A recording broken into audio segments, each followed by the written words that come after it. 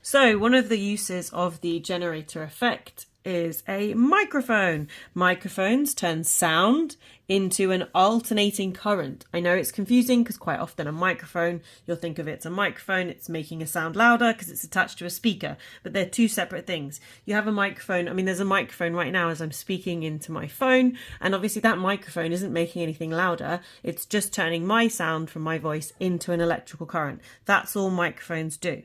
And again, I've gone through it to try and figure out the key things you need to say and you need to learn.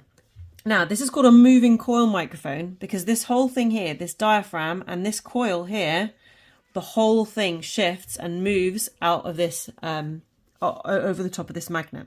So the first thing that happened is a sound wave causes this diaphragm to vibrate. They've always labelled the diaphragm. It's a similar shape to the diaphragm you'll have learnt about in biology. But the sound wave causes the diaphragm to vibrate. As it goes in, the sound waves bash this, and then they cause it to vibrate with the frequency of the sound. The diaphragm is attached to this coil, and that's what's called a moving coil loudspeaker, because a moving coil microphone, because the coil also vibrates as well.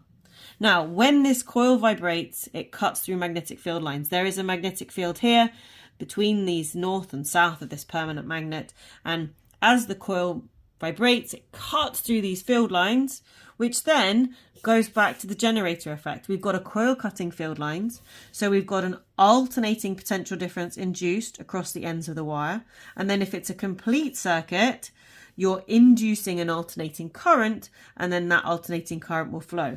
And what happens is for you have your kind of music in, and then your alternating current out will match the frequency of the music, so that then if you put this alternating current back into a loudspeaker, the loudspeaker coil, the loudspeaker cone will vibrate with the same frequency that the diaphragm did, but obviously just like with a larger amplitude if you want it to, which means that the sound is louder, but microphones take sound, the coil vibrates, induces a potential difference in the coil, induces an alternating current in the coil as it moves in and out, and then that means you get an alternating current out, which you can store, which is what's happening right now. And then you, as you're listening to this, the alternating current is being turned back into a sound using a loudspeaker. But go back and watch that video if you didn't understand that.